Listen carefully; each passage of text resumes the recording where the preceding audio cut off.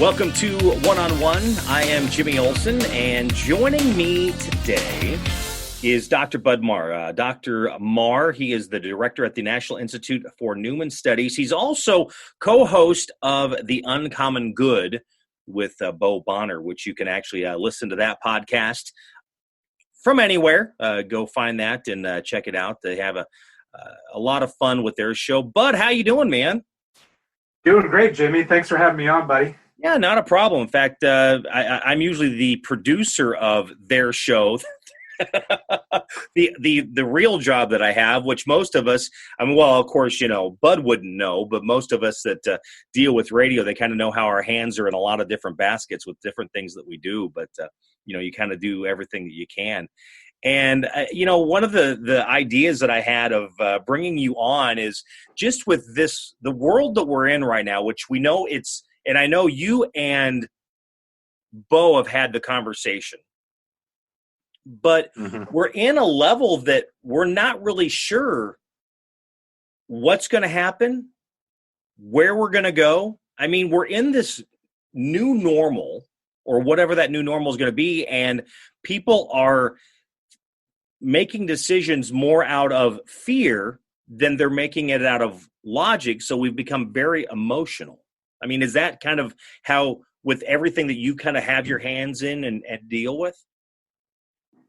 Yeah, I think that's right, Jimmy. And, as human beings, we're social creatures, meaning we can't choose or not choose to be social. Our very survival depends on that. We know that from different mental health reports and everything.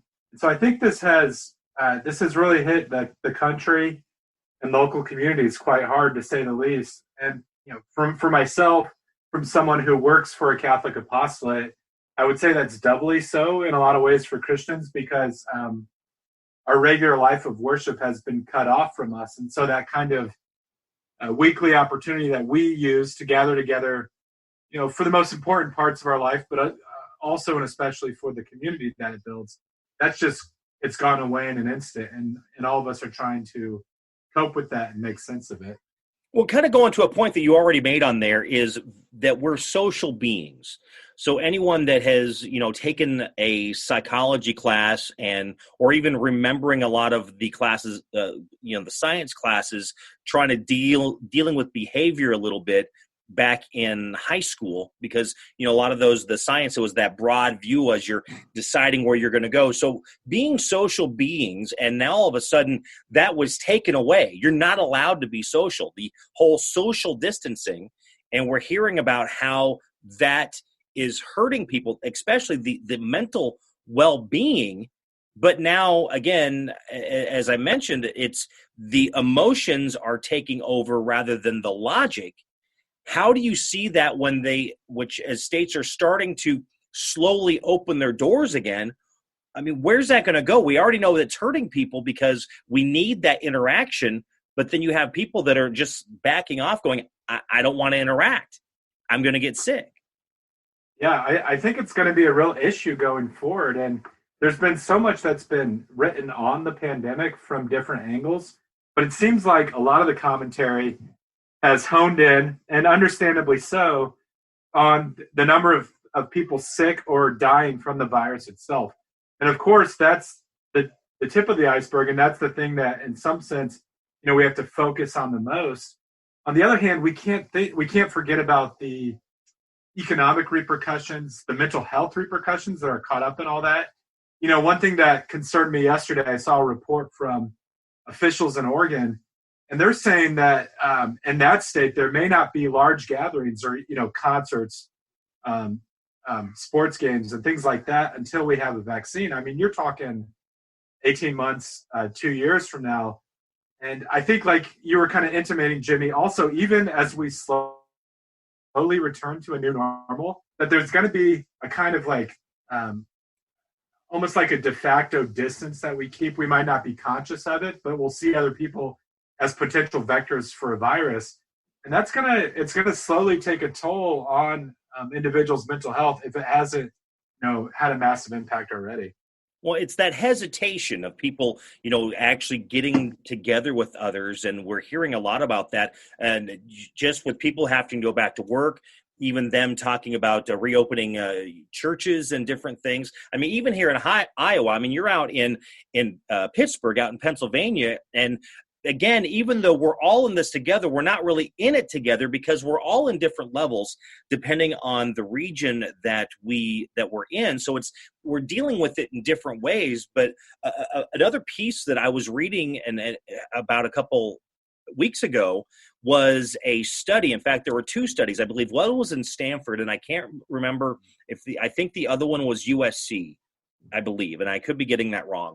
But it was talking about the impact of the coronavirus or COVID-19 and how we have really hurt the possibility of finding that vaccine, which is why it's, 2 years out, because we've shut everything down. And because of shutting things down, it's not allowing it to run its course and do what it needs to do. So the researchers can get the antibodies to figure out how they can come up with, again, there's no vaccine that is 100%, but at least something that could help combat how that would spread amongst individuals. Well, looking back on things, we were a little slow in acting.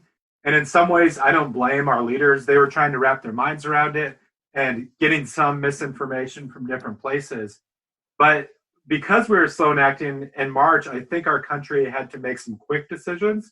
Mm-hmm. And there were a lot of unforeseen consequences. One thing I've been reading about that just blows my mind is hospitals are now furloughing staff, or some of them are in danger of going under. We're in the midst of the greatest public health crisis of our times.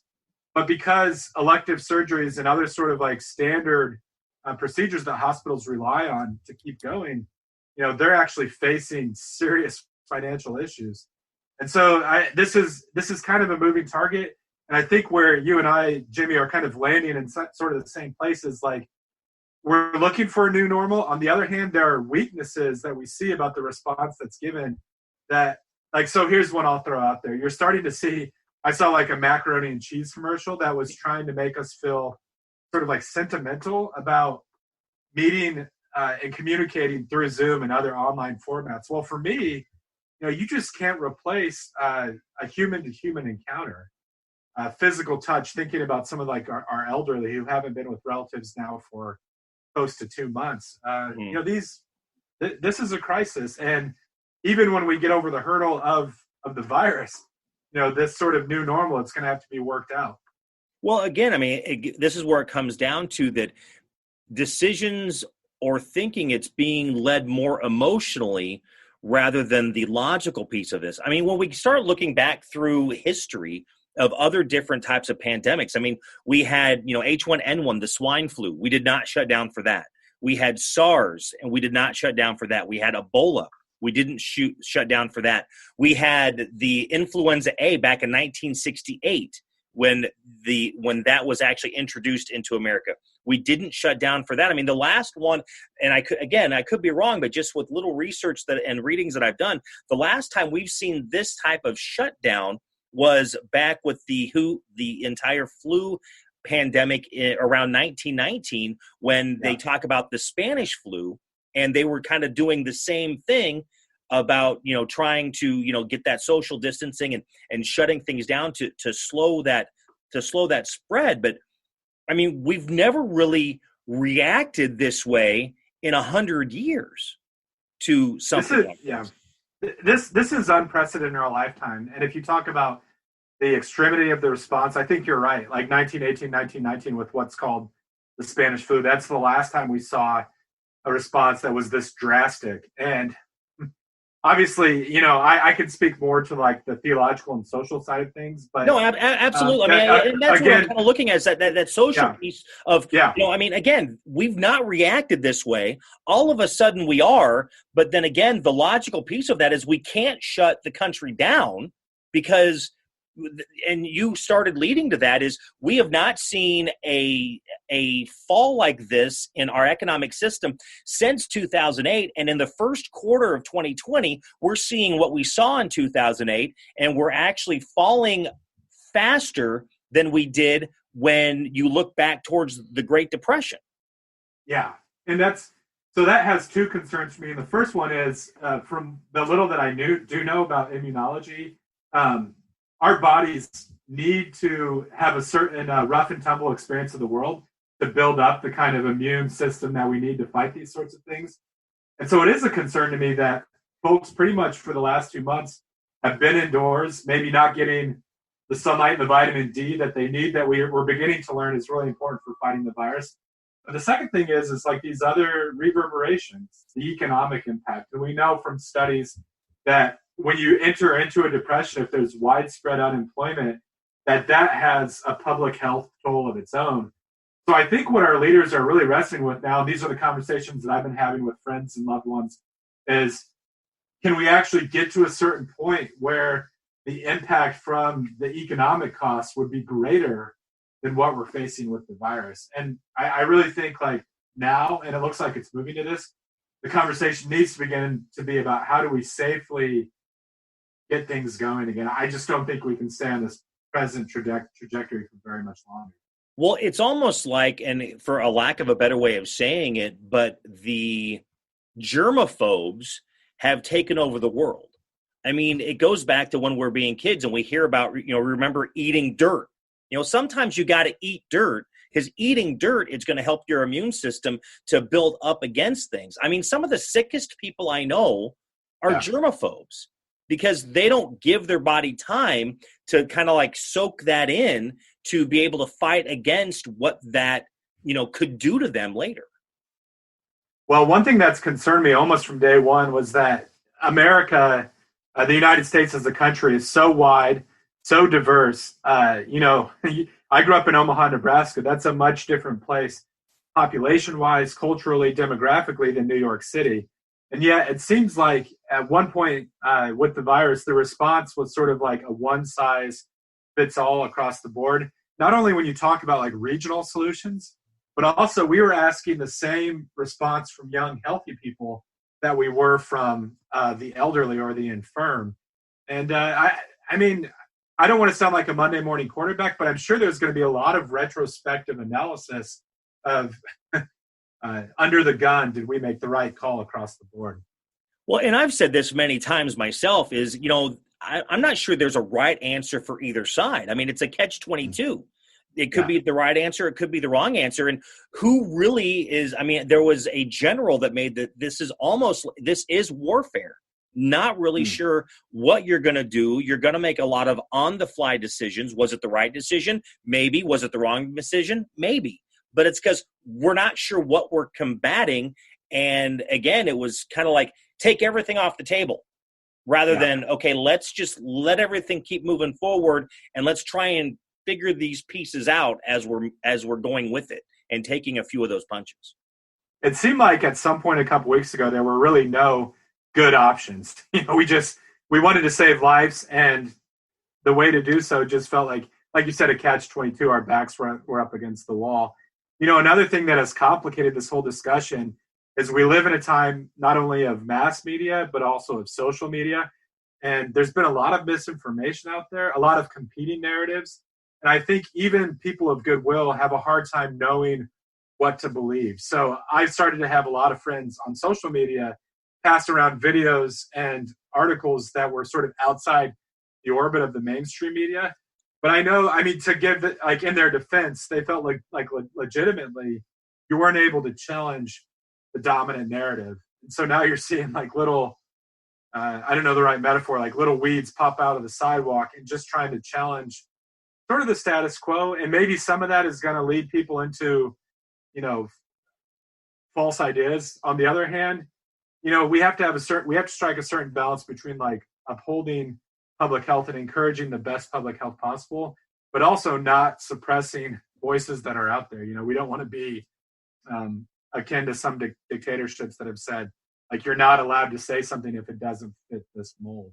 Right. Well, just remember, Bud, wash your hands. You got to remember that. I am We washing are my hands. talking to Bud Marr. He is the director at the National Institute for Newman Studies. Dr. Bud Marr, you're listening to One on One. I'm your host, Jimmy Olsen. And so, Bud, I mean, what do you see, or what would you like to see if we were able to have a big impact on how this moved forward?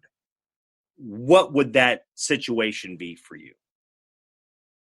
Well, I mean, speaking as a member of the Catholic Church and who writes on these sorts of topics, I'd like to see us be mindful of those who maybe are most vulnerable. And so when we talk about opening up, like there's a diversity of work experiences, and like this is centered around the whole discussion of essential versus non-essential tasks. And there's something that about that language that makes me a little nervous, because if you own a business or if you're feeding your family with a job, to you, your employment is absolutely essential. But I see the distinction that's trying to be made. There are some of us who simply can't go to work. Like, it would bring a halt to society if certain types of occupations were not operative. And so, with that in mind, I think for those of us who are maybe able to work more freely without a lot of risk, like talking about the situation and conducting ourselves in such a manner that we're actually attuned to those who really can't take time off work, or when they do go to work, it's like a very risky situation in light of the virus. But on the other hand, not on the other hand, to add to that, to be extra mindful about a certain level of kindness. And I'm preaching to myself here, because I'm, the first person to get super annoyed or start yelling at someone if they cut me off in traffic. But I think, like we were kind of talking about the early part of the episode, Jimmy, everyone's kind of like, it's a little heightened tension, frustration, anxiety right now. And so we can build a better, like, we can't solve our problems tomorrow. We can build a better community and a better society by being human and humane to other human beings. Well, a lot of it comes down to it's thinking, being smart about it. I mean, a lot of times we say it's using common sense, but that whole line has been used for 1,000 years. I mean, even going back to Benjamin Franklin and common sense. And I don't know that you can use common sense, because if somebody doesn't know, it can't be common for them, because it's not just part of the way they think. So that's where the knowledge and the understanding and learning comes in. So you're able to really know what you need to do and how you need to apply yourself to protect yourself, to protect your family, but then at the same time being smart and being there to help others. Because again, you need that social interaction, not just with family, but with friends, with coworkers. And we have to make money. I mean, the other part you got to talk about when you look at the government is everyone's like, well, the government will give you some sort of bailout. Well, yeah, but that bailout comes from tax dollars. And if no one's working, no one's paying taxes. If no one's paying taxes, then where's the government going to get this money for the bailout? Yeah. No, I mean, my friends and I, we were kind of joking when the first bailout happened. It was kind of fun to make jokes about just like making the print machine go burr and stuff like that, or talking about Trump bucks. But of course, economically, we know you can't just print money indefinitely, that the repercussions of that are terrible and interminable a lot of times. And so it's not a long-term solution. It is such, and I think our conversations really got this, it's such a multifaceted, complex problem. So, as I've been engaging folks, whether it's in real conversation or on social media, when they say things that makes my blood pressure go up, I've started to realize, like, let's not see this other person as potentially my opponent or enemy. Like, maybe they're seeing a part of the problem because of their own situation in life, that their antennae go up. They may be extra sensitive to the risk of contracting the virus because they're in an environment where that's a very real, live possibility on a day-to-day basis. Now, that doesn't that shouldn't be used as a trump card to shut down conversations, say, about like these economic issues that we've been talking about, but just being cognizant of like how complex the situation is and how people are coming at it from different angles. Absolutely. Bud, thank you very much for your time and, your whole sheltering at home and chatting with me. Yeah. No, thanks for having me on and for, best wishes with the continued success of the podcast. And it's a great thing you're doing here. All right. Again, was chatting with Dr. Bud Marr, director at the National Institute for Newman Studies. He also, again, is the co-host for The Uncommon Good, which you can find that podcast online and check it out as well. So until next time, I'm Jimmy Olsen. You're listening to One on One.